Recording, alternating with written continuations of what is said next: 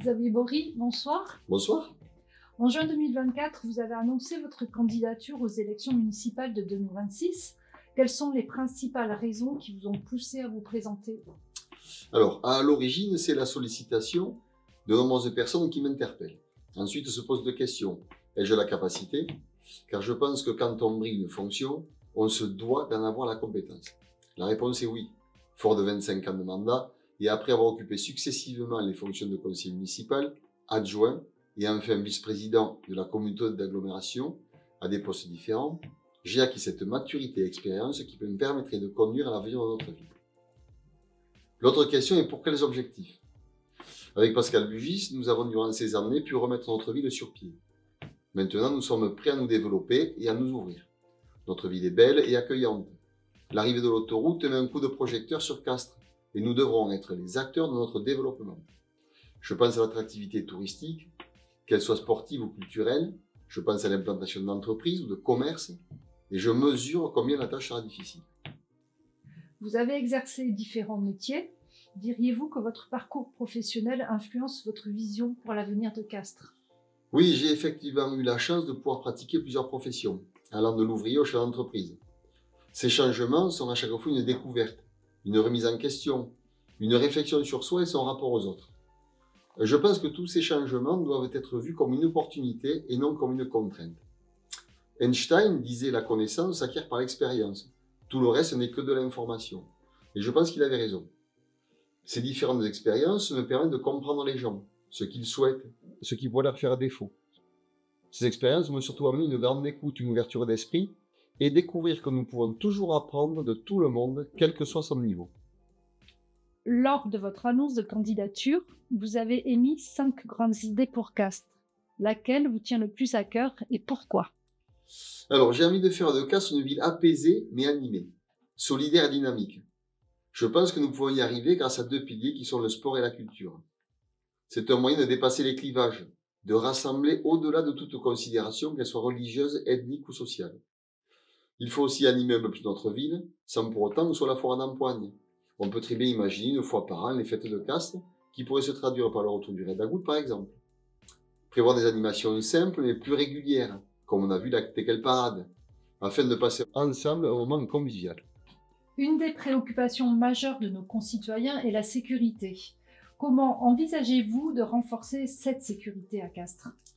C'est justement la sécurité qui garantit la liberté. La liberté de sortir sans avoir peur ou être inquiété. La liberté d'aller où on veut et quand on veut. La sécurité pour ses biens et les biens publics ne doit souffrir d'aucune faille. Nous continuerons, s'il le faut, le développement de la vidéoprotection et de la police municipale. Notamment, je pense, avec l'adjonction de maître chien. Je pense qu'un agent canin ferait un très bon adjoint de sécurité. Et bien entendu, nous garderons un lien fort avec toutes les institutions composantes de la sécurité publique. Pouvez-vous nous parler de votre projet de campus des arts et de la culture qui se situerait au niveau de l'ancien collège des Cèdres? Tout à fait. À force de consulter les Castrés, ce projet semble venu naturellement. Transformer le collège des Cèdres en un campus des arts. Tout d'abord, c'est un projet compatible avec les salles d'exposition temporaires du musée Goya, qui y trouveront toute leur place. Ce projet donnerait à notre ville un second pôle étudiant aux portes de l'Écusson, regroupant toutes les écoles d'art de la ville. Alors, sans être exhaustif, on peut citer la danse, la musique, le théâtre, le chant, la peinture, la sculpture. Je pense aussi aux compagnies du théâtre, qui forment chaque année de nombreux artistes. Et peut-être développer également ce qui touche au métier du cinéma. Ce campus sera ouvert à toutes les générations, allant de l'étudiant au senior, permettant ainsi un brassage de générations. L'objectif sera au fil des ans de créer une identité pour notre ville, comme l'est aujourd'hui le Castres Olympique, le 8 ou encore les laboratoires à Pierre Fabre. Ce campus nous permettra aussi d'avoir des talents en mesure d'animer notre ville toute l'année, via des concerts ou des spectacles. En complément, nous essaierons de reprendre l'ancien cinéma du Lido pour en faire un espace de scène ouverte à disposition des élèves. On voit bien dans votre projet d'animation de la ville une envie de rassembler les habitants. Pouvez-vous développer et nous dire aussi quel est votre meilleur souvenir de fête ou d'événement à Castres? Alors, je pense que le moment est venu de donner plus de vie à notre ville, plus d'animation, qui est un moyen de faire rencontrer les habitants, de créer une identité fière de Castres. Nous vivons quand même des moments difficiles, Et je pense que nous les surmonterons d'autant mieux que nous serons unis, solidaires et bienveillants. Demandons-nous tous ce que nous pouvons faire pour aider les habitants de notre commune. Pour répondre à votre question, je pense que mon meilleur souvenir est la finale du top 14 de 1993, avec la place Soult et le Café Cole. Tout le monde en liesse, une foule solidaire et joyeuse, et c'est comme ça que j'aime Castres. Aujourd'hui, nous ne pouvons plus ignorer les enjeux de la transition écologique. Pouvez-vous nous donner votre vision de l'écologie? J'ai toujours du mal avec ce sujet, car j'ai toujours pensé que l'écologie était naturelle. Mes parents m'ont toujours appris à ne pas gaspiller, que ce soit l'eau, l'électricité, le fameux c'est pas Versailles ici, ou la nourriture. À préférer le vélo ou la marche à pied pour les petits trajets. À respecter les animaux quels qu'ils soient, rester loin de certains et câliner les autres. À respecter la nature et les plantes. À préférer passer un été à l'ombre d'un arbre qu'en plein soleil.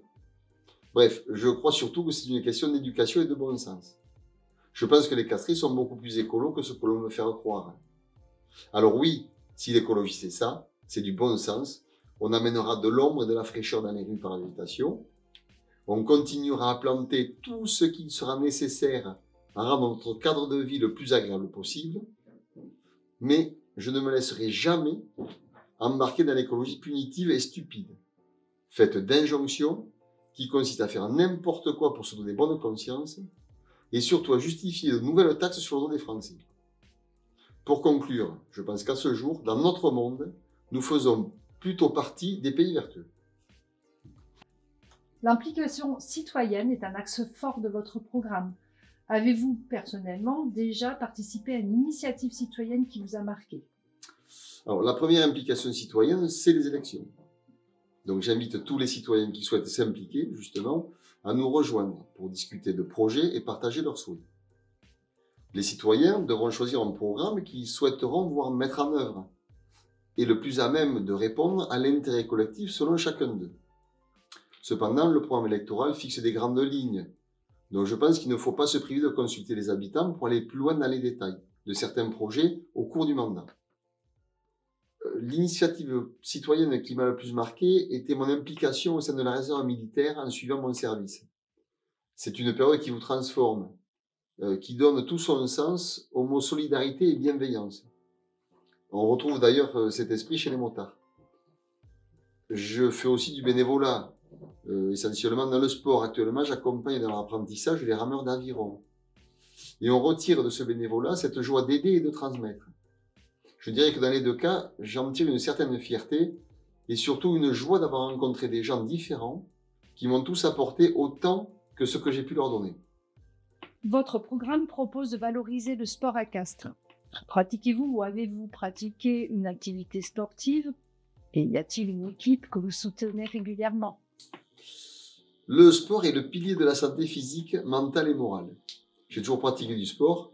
J'ai commencé par le tennis, de l'équitation. Pendant cette période, j'ai d'ailleurs obtenu un brevet d'état d'éducateur sportif. J'ai fait du volley, de l'escrime et bien d'autres, avec en fond toujours de la course à pied. Aujourd'hui, je pratique du crossfit de l'aviron, pour lequel je viens d'obtenir un diplôme d'éducateur fédéral. Le sport apporte des valeurs. La discipline, la persévérance, le goût de l'effort, le dépassement de soi, la solidarité. J'aime beaucoup cet esprit qui devrait être celui qui régit notre société. Il est donc essentiel d'avoir de bons équipements, en mesure d'offrir une pratique sûre des activités sportives. Il est essentiel également de s'appuyer sur le tissu associatif. L'organisation des activités sportives ne peut pas exister sans lui. On doit les accompagner et les pousser à se développer. Nous arrivons au terme de cet entretien. Aurez-vous quelques mots à rajouter? Oui, j'ajouterai que nous devrons également réfléchir à des sujets qui ne sont pas de compétences municipales, mais qui sont quand même des préoccupations pour nos concitoyens. Je pense par exemple à la désertification médicale.